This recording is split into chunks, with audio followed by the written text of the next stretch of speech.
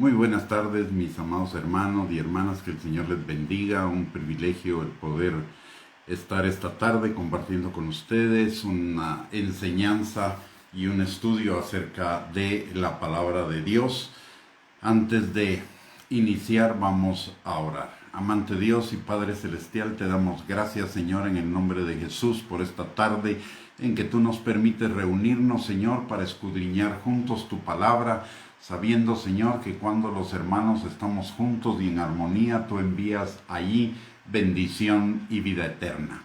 Padre, te pedimos en el nombre poderoso de Cristo Jesús que la unción que permanece sobre cada uno de nosotros rompa todo yugo, toda cadena que nos esté atando, Señor, e impidiendo conocerte a ti y la vida eterna que tenemos en ti. Te pedimos también, Padre, que tu Espíritu Santo nos guíe a toda verdad, que abra los ojos de nuestro entendimiento, abra nuestros oídos, pero por sobre todo prepare nuestro corazón para que sea una tierra fértil en la cual la semilla de tu palabra sea sembrada y produzca frutos y frutos en abundancia para la gloria tuya y para la bendición nuestra. Ello te lo pedimos todo, Señor, en el nombre poderoso de Cristo Jesús. Amén y amén.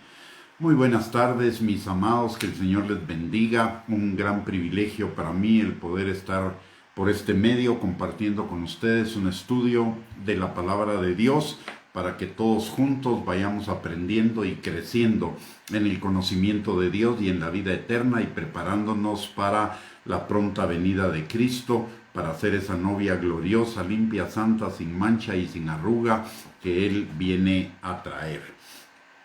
El día de hoy vamos a continuar con nuestro estudio de la revelación de Jesucristo a través de la palabra y específicamente en el libro de Apocalipsis. El libro de Apocalipsis es la corona de la revelación de Jesucristo que comienza desde el libro de Génesis y se va desarrollando gradualmente, progresivamente a través de toda la palabra de Dios. En el Antiguo Testamento vimos la revelación de Jesucristo como el Verbo de Dios, el Todopoderoso, la sabiduría de Dios y el ángel de Jehová. En los Evangelios vimos la revelación de Jesucristo como nuestro Salvador. Del libro de Hechos al libro de Judas vimos la revelación de Jesús como el Señor.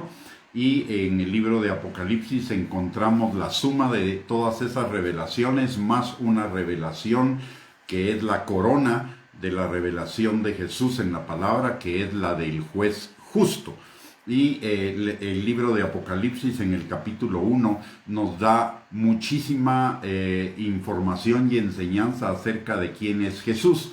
Y hoy vamos a compartir un pasaje de la Escritura que está en Apocalipsis capítulo 1, versículo 5, que describe a Jesús como el testigo fiel. Dice la palabra en este versículo: y de Jesucristo el testigo fiel, el primogénito de los muertos y el soberano de los reyes de la tierra, al que nos amó y nos lavó de nuestros pecados con su sangre. Y hoy vamos a estudiar específicamente lo que representa y las implicaciones para cada uno de nosotros de que Jesús sea ese testigo fiel. En primer lugar, necesitamos entender lo que la palabra de Dios significa de un testigo. Un testigo es una persona que ha decidido o ha sido designada para dar pruebas suficientes de algún hecho, acontecimiento, situación, pacto, etc. También es una persona que las pruebas que ofrece constituyen su testimonio y pueden ser unas pruebas concretas u orales. El testimonio que un testigo ofrece va más allá del sentido forense o judicial del término, porque incluye una aprobación o respaldo personal del testigo hacia la persona, situación, acontecimiento, hecho o situación respecto a la cual atestigua. Por esta razón, en la Biblia, un testigo falso es aborrecible a los ojos de Dios, como nos lo describe en Proverbios capítulo 6, versículos del 16 al 19, que vamos a leer en este momento. Es Proverbios capítulo número 6, versículos del 16 al 19. Y la palabra de Dios nos dice, en estos pasajes, dice: 6 cosas aborrece Jehová, y aún 7 abomina su alma: los ojos altivos, la lengua mentirosa, las manos derramadoras de sangre inocente, el corazón que maquina pensamientos inicuos, los pies presurosos para correr el mal, el testigo falso que habla mentiras y el que siembra discordia entre hermanos. Si notamos 4 de esas descripciones corresponden a un testigo falso. Primero es la lengua mentirosa. Un testigo falso obviamente tiene una lengua mentirosa. Luego también dice el corazón que maquina pensamientos inicuos. El testigo falso no es testigo falso porque haya sido algo improvisado o accidental. El testigo falso maquinó en su corazón el ser un testigo falso. Entonces hay una doble condena en este pasaje, o un doble aborrecimiento al Señor del testigo falso. Pero hay una más. Hay una específica que dice el testigo falso y que habla mentiras. Es la tercera. Y la cuarta es el que siembra discordia entre hermanos. Y obviamente el testigo falso también siembra discordias. Así que tenemos 4 aseveraciones en este pasaje de Proverbios 6, 16 al 19 que nos demuestran qué tan aborrecible es un testigo falso. ¿Y por qué? ¿Por qué el testigo falso es aborrecible para el Señor? En primer lugar, porque implica no solo la mentira y el engaño, sino la destrucción de la confianza sobre la persona contra la cual está dando un falso testimonio. Aparte de ello, está traicionando a la verdad y necesitamos reconocer que Dios es la verdad. Entonces está traicionando a Dios. No solo está traicionando la verdad, sino que está traicionando a Dios. Y aparte, por una cuarta razón, porque la injusticia que hay en dar testimonio de un hecho contrario a la verdad, en sentido contrario a la verdad. Entonces es realmente terrible el hecho de que una persona se convierta en un testigo falso. No es una cuestión temporal, circunstancial, momentánea, sino es una situación bien condenable. Por eso la palabra de Dios también nos enseña a nosotros que tengamos muchísimo cuidado cuando hablamos de una persona y que si vamos a hablar de esa persona, hablemos con la verdad, hablemos con toda la información que tengamos a nuestras manos, y que además de todo sea una información veraz, comprobada. La misma palabra de Dios nos enseña que todo asunto debe constar en boca de 2 o 3 testigos, no solamente de uno, porque un testigo puede ser un testigo falso, puede ser un testigo que esté motivado por sus emociones, contraria a la persona de la cual está dando testimonio, o puede ser que tenga un interés en la situación, o que haya sido pagado, o que haya sido inducido por alguien más para hacerle daño a otra persona. Y eso es totalmente contrario a la palabra de Dios. Por eso nosotros debemos procurar con todas las fuerzas de nuestro corazón no caer en ese falso testimonio, en ser un falso testimonio, porque es una cosa total y completamente aborrecible al Señor. Hoy, desgraciadamente, hay mucha gente que habla guiada por sus emociones, guiada por una información no verificada, por una percepción equivocada, etcétera, hablando mal de otras personas. Y la palabra de Dios claramente nos dice que no juzguemos, que no murmuremos, que no chismemos. Cuando una persona tiene algo contra otra, el método correcto de solucionar la situación, de acuerdo a lo que nos dice la palabra de Dios, es ir con esa persona directamente y exponerle la situación. Si esa persona no rectifica, entonces la Biblia nos llama a ir con otra persona que sea nuestro testigo para en cuanto a eso que estamos manifestando de la otra persona. Y si finalmente aún así no rectifica, pues es tenerlo como un publicano y pecador, es decir, tener misericordia de esa persona. No significa comenzar a divulgar una información, aunque fuera verídica. Eso se llama murmuración. Las cosas se deben arreglar cara a cara y no a las espaldas de aquel que está siendo objeto de ese testimonio, ya sea verdadero o sea falso. La palabra de Dios nos llama a hacerlo personalmente, directamente, cara a cara.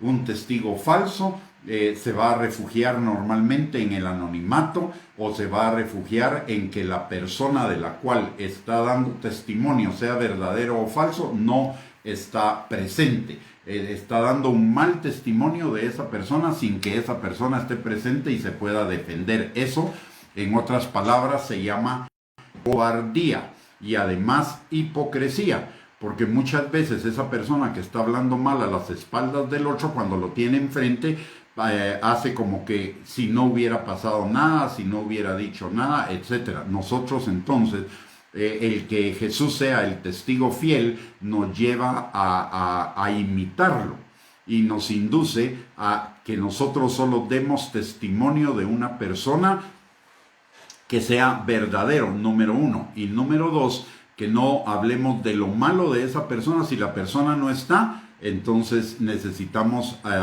el testimonio que debemos dar es un buen testimonio de esa persona. Si la persona está enfrente de nosotros y tenemos algo contra ella, pues lo debemos hacer en privado, nunca en público.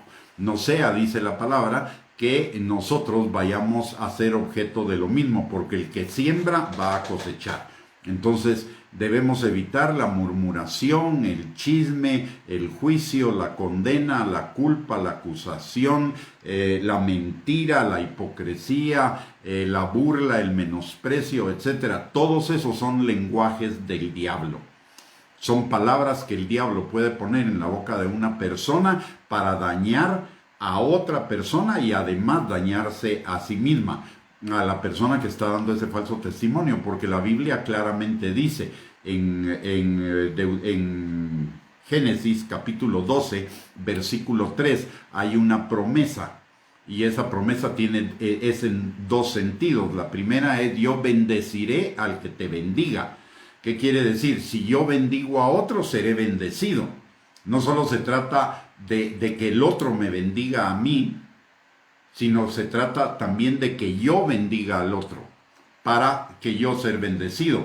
Pero también lo dice en el sentido contrario: al que maldiga, yo lo maldeciré. O sea, si alguien nos maldice, ese alguien va a ser maldecido. Pero si nosotros maldecimos a otro, nosotros mismos vamos a ser maldecidos. Muchas veces hay personas que enfrentan situaciones que no entienden en su vida, pero cuando uno explora un poquito más profundamente, resulta que esa persona maldijo a otra. Y entonces ahorita está cosechando las consecuencias de esa maldición. Por eso debemos tener muchísimo cuidado con nuestra boca. Porque nuestra boca, Proverbios 18:21, dice que en el poder de la lengua, en el poder de la boca, en el poder en la palabra, en la boca, en la lengua o en la palabra, está el poder de la vida, pero también el poder de la muerte. Es decir, el poder de bendecir, pero también el poder de maldecir. Tenemos que tener muchísimo cuidado. De hecho, Santiago dedica una buena porción de su carta a hablar de la lengua. Y dice que así como el cabestro dirige la dirección del caballo, así como el timón dirige la dirección del barco, así nuestra lengua le da dirección no solo a nosotros, sino también a otros. Y eso, y que la lengua, si no tenemos cuidado, provoca un gran incendio. Y ese incendio significa contaminar a otros con una mala percepción o una mala idea o un testimonio falso acerca de otra persona. Y que de nuestra lengua no puede salir agua dulce y agua amarga. no puede salir bendición y maldición. De hecho, la palabra de Dios dice que incluso a nuestros enemigos los debemos bendecir, no maldecir, y dejar las consecuencias de lo que ellos hicieron en la mano del Señor, porque de Él es la venganza, no nuestra. Así que tenemos que tener muchísimo cuidado imitando a Jesús en ser testigos fieles, testigos verdaderos y no testigos falsos, testigos mentirosos, testigos que hablen sin ninguna información. Muy bien, luego, regresando a lo que significa el que Jesús sea un testigo fiel, esto es contrario a lo que la palabra de Dios nos habla del testigo falso. El testigo fiel califica a Jesús como tal por varias situaciones. Primera es que Jesús es un testigo total y completamente confiable y veraz, que no miente, un testigo a toda prueba, certero, exacto respecto a los hechos que atestigua. ¿Por qué? Porque Él es el único omnisciente que conoce todas las circunstancias, todo el corazón, todas las situaciones de una persona, y por lo tanto puede juzgar con justo juicio, con un juicio que es total y completamente verdadero, en el cual no hay ni el más mínimo ápice de error, equivocación, falsedad o cualquier cosa semejante. Él es un testigo total y completamente verdadero, y esto nos recuerda lo que la palabra de Dios también nos enseña de Jesús en el Evangelio de Juan, en el capítulo 1 y versículo 14, y dice, y aquel verbo fue hecho carne y habitó entre nosotros, y vimos su gloria, gloria como del unigénito del Padre, lleno de gracia y de verdad. Esto es importante para cada uno de nosotros, porque el Señor no es solo lleno de gracia, es lleno de gracia y de verdad. Su palabra es verdad en todos los casos, sin ningún ápice de no verdad. Todo lo que el Señor dice es verdad. Todo lo que dice la palabra es absolutamente verdad, nos guste o no nos guste.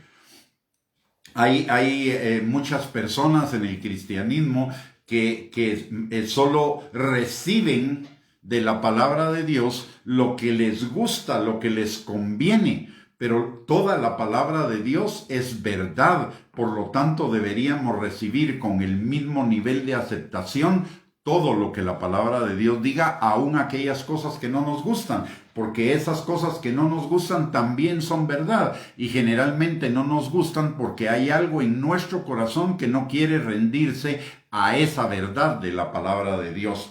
Miren, hoy compartía con un grupo de hermanos algo que es bien importante. Nosotros hacemos una separación entre los mandamientos del Señor y sus promesas. Hacemos una separación entre el Antiguo Testamento y el Nuevo Testamento. Hacemos una separación entre la ley y la gracia. Sin embargo, esa es una separación falsa, es una separación ficticia, porque la Escritura es solo una. Y la Escritura totalmente es verdad, y la Escritura no pasará ni una tilde ni una jota antes de que todo ello se cumpla. El hecho de que ya no estamos bajo la ley no significa que desechemos las enseñanzas acerca de los mandamientos de Dios, del Antiguo Testamento y de todo el resto de la palabra, o de lo que no nos gusta de la palabra. Necesitamos recibirlo todo, y todo lo que está en la palabra es a la vez un mandamiento y una promesa, y le voy a explicar por qué. Primero, porque todo mandamiento trae implícita, aunque no lo diga explícitamente, pero implícitamente trae una bendición, y eso nos lo enseña Deuteronomio capítulo 1 versículo 28. De Deuteronomio 28, versículos del 1 al 14. Dice, si tú obedeces todas estas palabras que yo te mando hoy, vendrán sobre ti todas estas bendiciones y te alcanzarán. O sea, la palabra, la obediencia a la palabra trae bendición. O sea, el mandamiento incluye una promesa. Y por el otro lado, una promesa también incluye un mandamiento.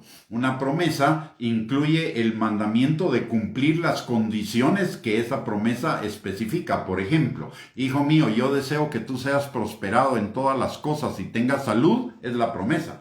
Pero el mandamiento implícito o explícito ahí es: así como prospera tu alma. Si mi alma no prospera, si mi alma no es transformada por la palabra de Dios y sigo pensando los pensamientos antiguos, esa prosperidad no se va a dar. ¿Por qué? Porque esos pensamientos antiguos son caminos que al hombre le parecen derechos en su propia opinión, pero su fin es camino de muerte. Por lo tanto, cada mandamiento y cada promesa implican lo otro. O sea, el mandamiento implica la promesa y la promesa implica un mandamiento. Quiere decir que toda la palabra de Dios es un mandamiento y una promesa. Cuando Pablo mencionaba que ya no estábamos bajo la ley, significa exclusivamente que ya no somos salvos por nuestras obras, somos salvos por la gracia de Dios, no somos salvos por el cumplimiento de los mandamientos, sino somos salvos por la gloria por la gracia de Dios que ha sido derramada sobre nosotros por medio de la fe. Eso no quiere decir que obviemos el cumplimiento de los mandamientos, porque Jesús lo dijo claramente: yo no he venido a abrogar la ley, sino a cumplirla, y la cumplió en el sentido de todo lo ceremonial. Él es el sacrificio perfecto, el cordero perfecto de todo lo ceremonial que había en el Antiguo Testamento para el perdón de los pecados. Por lo tanto, esa parte ceremonial de la palabra de Dios, de la ley, ya fue cumplida. Por lo tanto, nosotros no debemos seguir sacrificando chivos ni cosas por el estilo para obtener el perdón de nuestros pecados, porque el perdón de nuestros pecados fue obtenido por la muerte de Cristo en la cruz del Calvario. Número 1. La otra parte de la ley que el Señor Jesucristo cumplió y por lo tanto ya no está vigente, es el hecho de la maldición de la ley. Porque lo dice claramente la palabra de Dios en Gálatas, que Él fue hecho maldición para que la bendición nos alcanzara a nosotros. Pero la bendición sigue vigente, y la bendición tiene que ver con la obediencia, porque Deuteronomio 28, versículo del 1 al 14, no es maldición. La maldición de la ley está en Deuteronomio 28, del versículo 15 al 63. Ya los versículos del 1 al 14 son la bendición de la ley. Y como Cristo Jesús ya perdonó nuestros pecados, la bendición de la ley sí está vigente para nosotros. Pero esa bendición, ¿qué implica? Esa bendición implica la obediencia. Hoy hay muchas personas que se centran solamente en las promesas de Dios, pero no en la obediencia. Y entonces ven o un cumplimiento muy limitado de la bendición, o simplemente no ven el cumplimiento de la promesa. ¿Por qué razón? Porque están desobedeciendo la palabra de Dios. Y realmente eso implica, en alguna medida, que verdaderamente no tienen fe en Dios. Porque la palabra no nos manda a tener fe en las promesas, ni nos manda a tener fe en la obediencia. Nos manda a tener fe en el Señor Jesucristo. Nos manda a tener fe en Dios. Y teniendo fe en Dios, si tenemos fe en Dios, significa que creemos que Él es Dios y que Él tiene todo el derecho de mandar. Por lo tanto, nuestra respuesta de fe es la obediencia. Y eso claramente nos lo enseña también la palabra de Dios en el caso de Abraham. Recordemos que Abraham es el padre de todos aquellos que tienen fe. El padre de la fe lo nombra la palabra. ¿Y cuál fue la fe de Abraham? En Hebreos 11:8 nos lo dice absolutamente claro. Dice, por la fe Abraham, ojo, por la fe Abraham, siendo llamado, obedeció para salir al lugar que había de recibir como herencia. Si notamos en este pasaje dice siendo llamado, obedeció. ¿Para qué? Para recibir la herencia, para recibir la promesa. O sea, la promesa y la obediencia van ligadas. ¿Y la obediencia qué? La obediencia a los mandamientos del Señor. La fe implica obediencia. Por eso Santiago también dice, muéstrame tu fe por tus obras. ¿Qué obras? Las obras de obediencia a la palabra de Dios. La fe sin obediencia no es fe, es una falsa fe. Y se lo demuestro. El libro de Santiago nos dice claramente que los demonios también creen y tiemblan, pero no obedecieron. Y porque no obedecieron fueron condenados. No es lo mismo saber que hay un Dios que creer en Dios. Saber que hay un Dios, eso es lo más común. Pero creer en Dios significa obedecerle a Dios, significa vivir en la palabra de Dios, en toda la palabra de Dios, no solo en aquella palabra que nos conviene, sino en toda la palabra de Dios, en todos los principios de la palabra de Dios. Así que es importante entender que el que Jesús sea el testigo fiel implica que toda su palabra es verdad y se va a cumplir. Lo que la palabra de Dios dice respecto a la obediencia se va a cumplir porque es una promesa. Y lo que la palabra de Dios dice respecto a la obediencia también se va a cumplir porque es una promesa de cumplir, trae implícita una promesa de cumplimiento. Si obedeces, vendrán sobre ti estas bendiciones. Si no obedeces, no tendrás esas bendiciones. Así que cuando una persona solo está creyendo en las promesas del Señor, debería tener muchísimo cuidado y examinarse, porque puede estar cayendo en una falsa fe que el mundo llama confesión positiva. El hecho de que yo confiese positivamente las promesas de la palabra de Dios no quiere decir que esas promesas se vayan a cumplir en mi vida. ¿Por qué razón? Porque falta el ingrediente de la obediencia.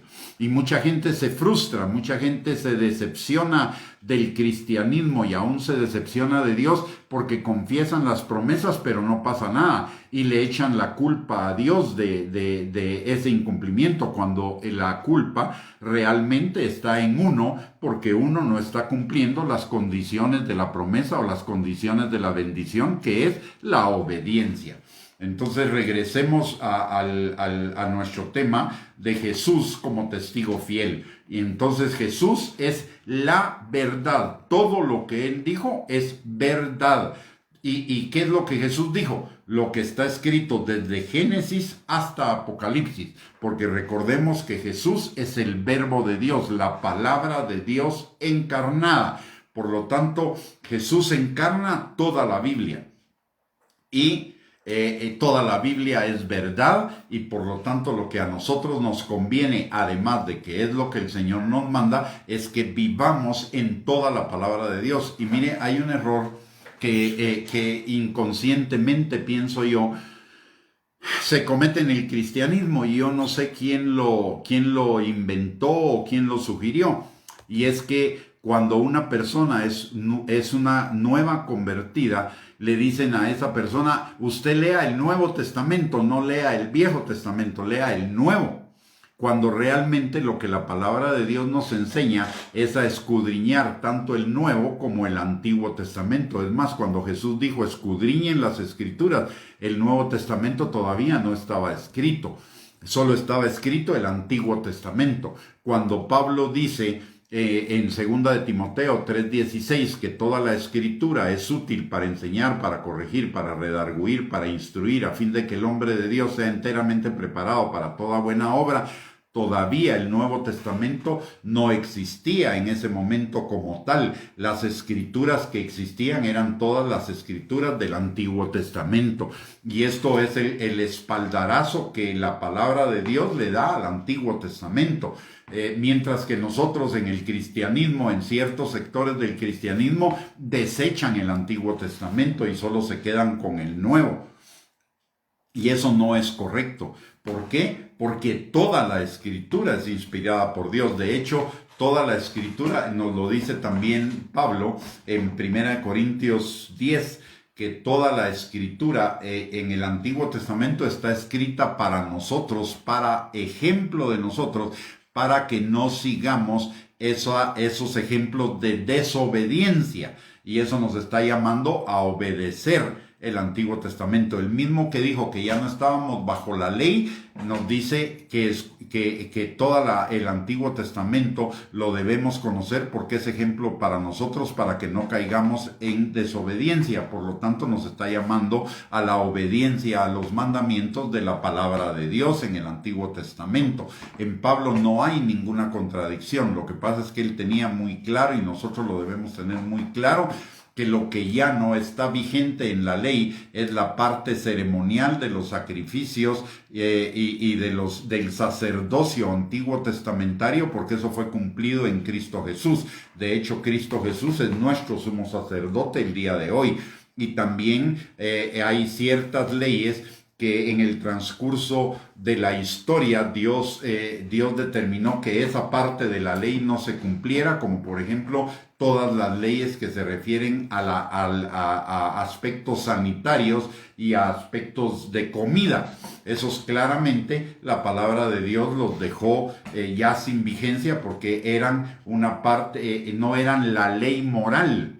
Eran la ley sanitaria o la ley alimenticia o la ley ritual, pero la ley moral que habla el Antiguo Testamento está plenamente vigente.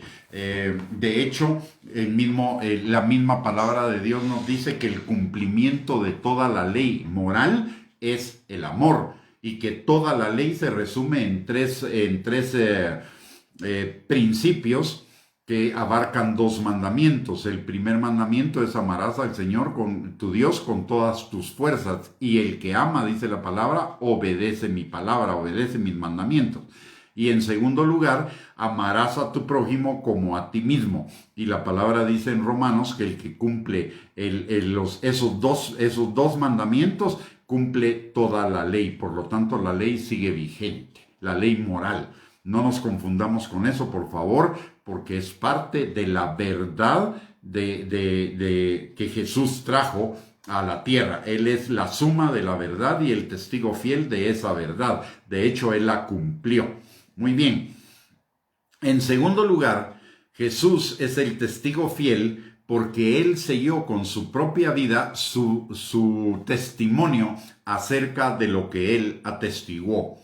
No cambió ni un ápice de su testimonio acerca de todo aquello de lo que vino a atestiguar, a pesar de enfrentar el rechazo, el repudio de aquellos a quienes vino a dar testimonio, hasta la propia muerte, hasta sufrir su propia muerte, y no por ello cambió. Él permaneció absolutamente firme. Y en esto tenemos que tener cuidado todos nosotros, porque en algunos casos hay algunas personas que evitan hablar de ciertos temas de la palabra para no ofender a otros. Por ejemplo, en algunos casos no se habla del diezmo, en algunos otros casos no se habla de pecado, no se habla de arrepentimiento, no se habla de santidad, no se habla de obediencia, no se habla del adulterio, no se habla de la fornicación, no se habla de ciertos pecados porque se pueden ofender los demás o porque me pueden dejar de escuchar o me pueden rechazar. A Jesús eso no le importó en lo más mínimo. Él se aferró a la verdad de la palabra de Dios y predicó la verdad de la palabra de Dios sin componendas, sin diplomacia, sin hipocresía, sino la predicó directamente. Jesús fue directo en la predicación de la palabra y nosotros debemos ser directos en la predicación de la palabra también. Predicarla con amor, pero predicar con amor significa también hablar directamente, no ocultar la verdad, no minimizar la verdad, sino decir la verdad con amor, pero la verdad absoluta, la verdad completa. No podemos quitar de la palabra de Dios ni una parte, ni le podemos agregar. El legalista le agrega a la palabra de Dios, y el no legalista o libertino o que anda en algún tipo de libertinaje quiere quitar ciertos pasajes de la palabra de Dios que no le convienen. Pero nosotros somos obligados a predicar la palabra de Dios. Es más, muchas veces algunos caen en argumentos engañosos para no predicar sobre ciertos pasajes de la palabra. Por ejemplo, que el diezmo no está, que Jesús no habló del diezmo y que el diezmo en el Nuevo Testamento no se menciona, y eso es una mentira rotunda. ¿Por qué razón? Porque Jesús le dice a los fariseos: ustedes diezman la menta, el eneldo y no sé qué otra cosa, y se olvidan de la misericordia, de la justicia. Debían hacer aquello sin dejar de hacer esto. Es decir, está hablando de que había que diezmar, pero también había que vivir en amor, en misericordia, en justicia. Y luego en el libro de Hebreos, en el capítulo número 7, es un capítulo donde está hablándose del diezmo. Si el diezmo ya no hubiera estado vigente, ¿para qué en Hebreos, que fue escrita como 50 o 60 años, o más bien como 20 o 30 años después de que Cristo murió en la cruz del Calvario, para qué se iba a mencionar el diezmo? Sin embargo, el diezmo se menciona en la carta a los Hebreos, lo cual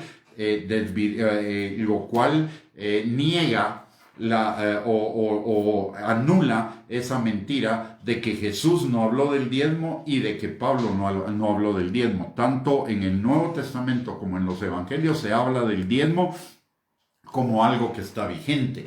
Es como muchos ahora no quieren hablar del pecado y le ponen al pecado otro nombre. Le ponen al pecado problema, o le ponen al pecado enfermedad, o le ponen al pecado adicción. No, pueden ser problemas, pueden ser adicciones, pueden ser enfermedades, pero por sobre todo son pecado. Y se deben mencionar como pecado, cueste lo que nos cueste. A Jesús de predicar la verdad le costó su vida. A nosotros predicar la verdad puede tener algún costo para nosotros, pero debemos predicar la verdad. Debemos predicar el consejo completo de la palabra de Dios, tal como nos lo enseña la palabra a través de las epístolas de Pablo. Entonces necesitamos aferrarnos a esa verdad total y completamente. En ese sentido, entonces, vamos a ser imitadores de Jesús, de ser testigos fieles de Él y de su palabra.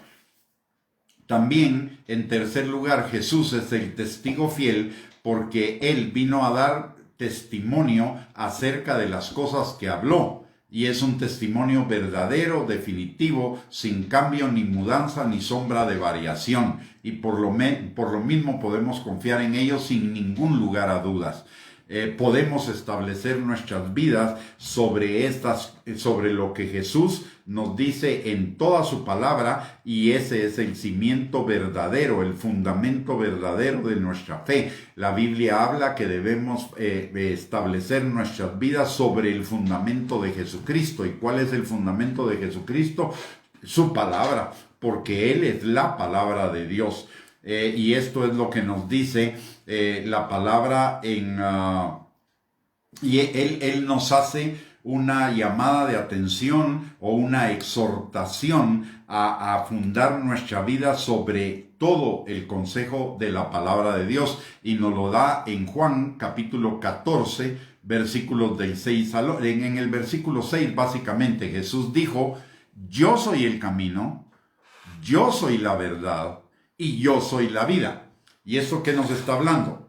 Necesitamos caminar en la palabra de Dios, que es la verdad, y como consecuencia de la verdad vamos a tener la vida. Y nadie viene al Padre sino por Él, es decir, por el camino, por la verdad y la vida que representa Jesús. Luego en Juan capítulo 8, versículos 45 al 47, el Señor también nos confronta con esa verdad y nos dice: y a mí, porque digo la verdad, no me creéis. ¿Quién de vosotros me redarguye de pecado? Pues si digo la verdad, ¿por qué vosotros no me creéis? Es un contrasentido, lo que nos está diciendo acá en la palabra es que es un contrasentido decir que creo en Jesucristo, que es el camino, la verdad y la vida, y no obedecer la palabra de Dios en todos sus aspectos. Es una falsedad, es un contrasentido. También lo dice en Lucas capítulo 6, versículo 46. Dice, ¿por qué me llamáis Señor, Señor, y no hacéis lo que yo os digo? Esta es una llamada de atención para todos aquellos que quieren minimizar ciertos pasajes de la palabra de Dios o ignorarlos. Nos está diciendo, si yo realmente soy el Señor de tu vida, ¿por qué no haces todo lo que yo digo? ¿Por qué estás quitándole a la palabra de Dios ciertas partes que no te gustan o ciertas partes sobre las cuales te puede incomodar la palabra? Miren, la palabra nos va a incomodar. La palabra nos va a incomodar por una razón muy simple y muy sencilla. Porque la palabra penetra, según lo que nos enseña Hebreos capítulo 4, versículos del 12 al 13, la palabra penetra hasta el fondo de nuestro ser interior y discierne los pensamientos y las intenciones, lo que es de la carne y lo que es del espíritu. Cuando la palabra nos está confrontando con algo de la carne, obviamente nos está redarguyendo, nos está confrontando, nos está incomodando, pero no es para nuestro mal, es para nuestro bien. Nos está diciendo lo que el Señor quiere corregir en nuestras vidas para que vivamos esa vida plena, esa vida abundante en Él, para que seamos esa novia o esa iglesia gloriosa, limpia, santa, sin mancha y sin arruga, que Él va a recibir cuando venga en el arrebatamiento de la iglesia. Así que es una tontera ser desobediente o ignorar las cosas que nos dice la palabra de Dios. En algunos casos podemos ser desobedientes a ello, pero eso no implica que estemos negando la palabra de Dios. Eso simple y sencillamente indica que nuestra concupiscencia nos está llevando en la dirección contraria. Una cosa es desobedecer y otra cosa es negar. Cuando yo desobedezco no estoy negando la palabra de Dios. Pero cuando la niego, no solo la niego, sino que la desobedezco. Que tuve un problema aquí con mi celular en este momento. Entonces necesitamos ser claros en que el que Él sea el testigo fiel nos debe llamar a cada uno de nosotros a la obediencia a la palabra de Dios. Esa es la consecuencia de que Él sea el testigo fiel. Hay otra consecuencia más, y es que cuando realmente creemos en la palabra de Dios podemos vivir confiadamente, porque su testimonio fue sellado con su sangre, y su testimonio es que nosotros somos salvos, reconciliados con Dios, como dice la palabra en Romanos 10, versículos del 8 al 13 y Romanos 5, 10. Somos hijos de Dios justificados, limpiados por su sangre. Somos nuevas criaturas libres de la esclavitud del pecado. Somos santos y justos delante de Él por los méritos de Cristo, y nuestra vida debe ir progresivamente para lo que ya tenemos posicionalmente se manifieste en nuestra vida terrenal. Y como hijos somos sellados, guardados, cuidados hasta la redención final por el Espíritu Santo, como lo atestigua Romanos capítulo 8, versículos del 14 al 17 y Efesios capítulo 1, versículo 13 al 14. En el hecho de que Jesús sea el testigo fiel también nos dice que Él va a permanecer firme en su palabra, porque no puede negarse a sí mismo aunque nosotros seamos infieles. Y eso es lo que dice segunda de Timoteo capítulo 2 versículo número 13. Si fuésemos infieles, Él permanece fiel y no puede negarse a sí mismo. Así que esta enseñanza acerca del testigo fiel nos llama o esta descripción acerca de Jesús como el testigo fiel nos llama a dos cosas fundamentales. Número uno, a procurar por todos nuestros medios el hecho de que nosotros no caigamos en ninguna mentira acerca de nada, y mucho menos acerca de una persona. Que nuestro testimonio sea siempre fiel y verdadero acerca de esa persona, y que no hablemos falso testimonio o testimonio que no nos consta o verdades a medias acerca de otra persona. Y la palabra de Dios nos dice que pensemos todo lo bueno, lo justo, lo de buen nombre, lo digno de alabanza acerca de una persona. Es cierto, los ministros se pueden equivocar, otra persona se puede equivocar, pero la equivocación no es la norma.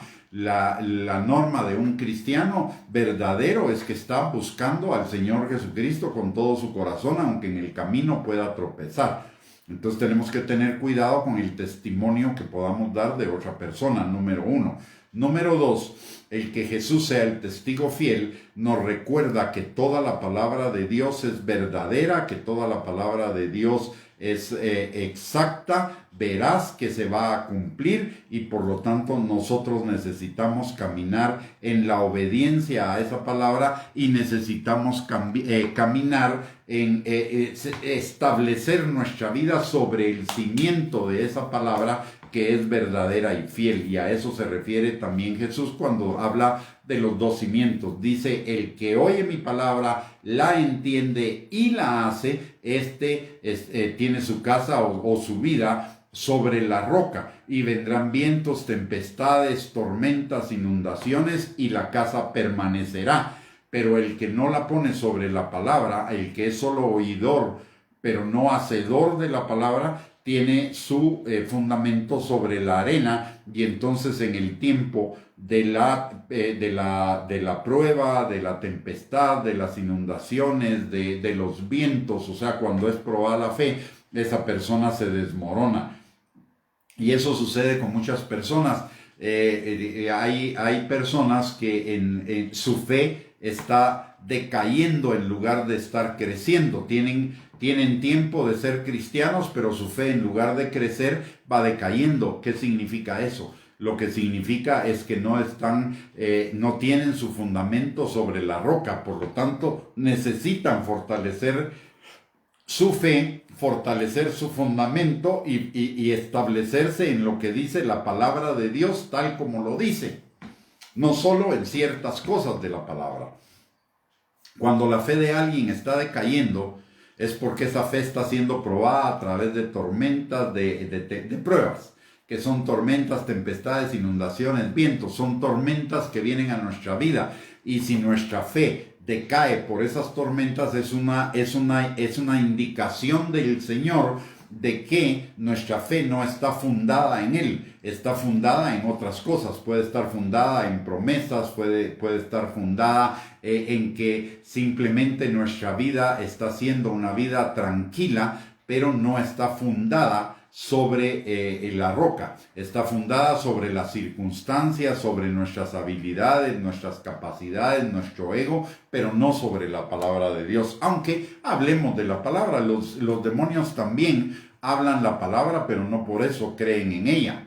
Así que tenemos que tener cuidado. Nuestra fe debe estar fundada en Dios.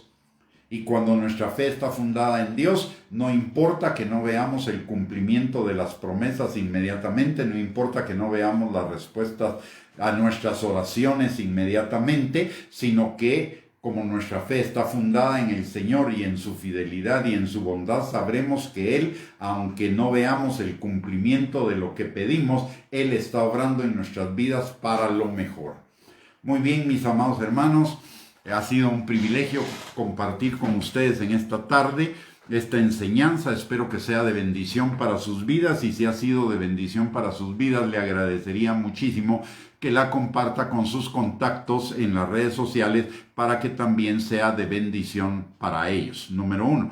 Número 2, le recuerdo que todos los días, de lunes a viernes por lo menos, tenemos una enseñanza de la palabra de Dios para compartir. Generalmente es a las 8 de la noche. En este caso es un caso especial porque tengo un compromiso más tarde y no voy a poder estar a las 8 de la noche. Entonces hicimos la transmisión previamente, pero queda grabada en nuestra página de Facebook para que usted la pueda ver a la hora que usted pueda.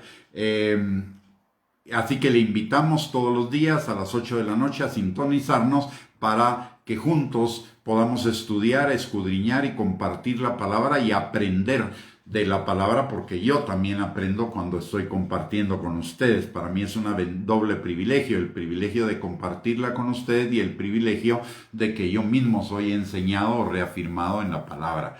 La tercera cuestión es que le quiero invitar a que visite nuestro canal de YouTube a nombre de Gustavo Bianchi. Ahí va a encontrar más de 200 enseñanzas con su bosquejo de las que hemos estado impartiendo por Facebook durante todo este año, que tienen como objetivo preparar a la iglesia para la venida de Cristo, que nos preparemos para la pronta venida de Cristo, que está muy pronta, de acuerdo a lo que vemos en las señales de los tiempos. Y finalmente, si usted entra a nuestro canal, le agradeceríamos que si nos puede dar un clic en suscribirse. No cuesta absolutamente nada, ni el acceso al canal depende de eso, pero nos ayudaría muchísimo que le dé un clic a suscribirse, porque en la medida en la que vamos teniendo más usuarios, más suscriptores del canal, vamos obteniendo privilegios de parte de YouTube para mejorar la calidad de nuestro servicio a usted. Y finalmente le quiero recordar, si usted tiene que salir de su casa por cualquier razón, que por favor no se olvide de las medidas de seguridad, de usar su mascarilla, siempre y cuando vaya a estar en contacto con otras personas. Si va solo en su carro o va solo por ahí, no necesita usar la mascarilla, pero si va a estar cerca de otras personas, sí, por favor, úsela.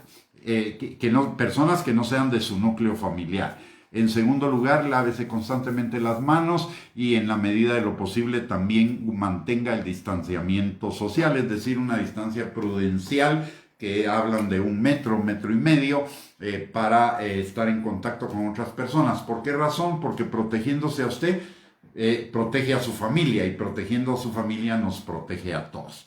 Muy bien, antes de terminar con esta transmisión, le voy a pedir que no se retire. Vamos a orar por usted y todos los suyos, así como por mí y todos los míos. Vamos a hacer una oración en esa dirección y por favor acompáñenos. Padre bendito, te damos gracias, Señor, en el nombre de Jesús, por este tiempo que nos has permitido escudriñar tu palabra, y te pedimos, Señor, que tu Espíritu Santo tome esta palabra y la selle como con fuego en nuestros corazones, Señor, para que se convierta en vida para cada uno de nosotros, para que se convierta no en una palabra logos, sino en una palabra rema, Señor, que se haga vida en nuestras vidas.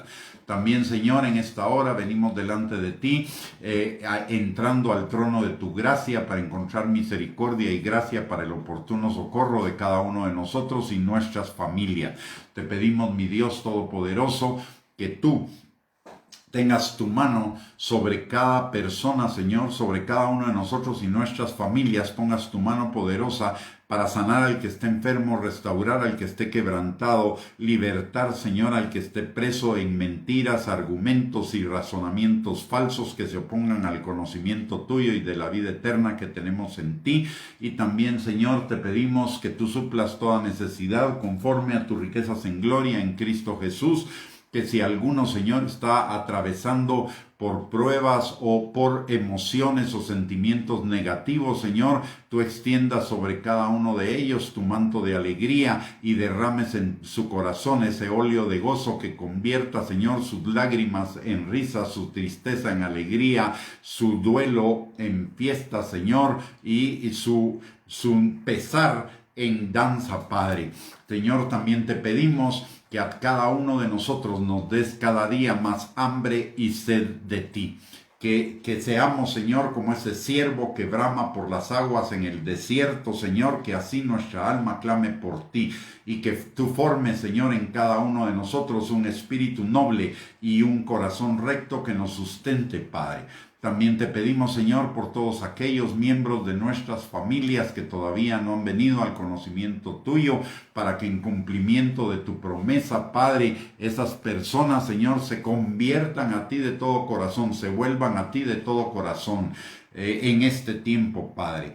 Y también te pedimos, Señor, que esta noche sea una noche de descanso, una noche de reposición de nuestras fuerzas, para que el día de mañana podamos enfrentar todas nuestras actividades, Señor, con gozo, con alegría, con fructificación y con bendición, y que sea un día de cumplimientos, porque tu palabra dice, Señor, que es el día que tú hiciste para que nos gocemos y nos alegremos en ti.